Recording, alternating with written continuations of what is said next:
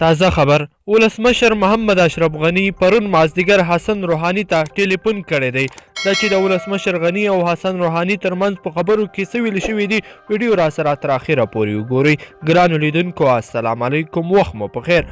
ولسمشر اشرف غنی پرون مازدیګر مهال د ټیلیفون پر کرښه د ایران له ولسمشر حسن روحانی سره خبرې وکړې. د ارګ څخه د خپرې شوې خبرپاڼې له مخې ولسمشر اشرف غنی نوموړي ته ډاډ ورکړی چې د افغانستان او امریکا ترمنځ د امنیتي هوکړې له مخې د افغانستان خاوره هیڅکله د بل هیواد پر خلاف نه استعمالیږي.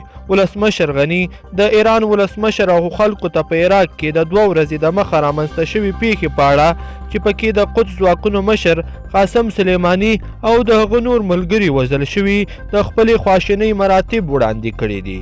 ارګ تر دې وړاندې هم په اعلامیه کې ایران ته ډاډ ورکړی و چې افغان خاوره د ګاونډیانو پر ضد ګواښ نه ګرځي.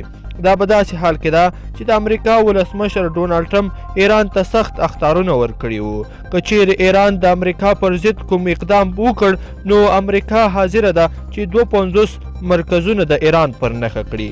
ګرانو لیدونکو په دې هیله چې ویډیو به مو راسره تر پایه پورې کتلی وي او کوم خوښه شوي وي نو در سره لایک یې کړئ او ملګرو سره یې هم شریکه کړئ. مننه.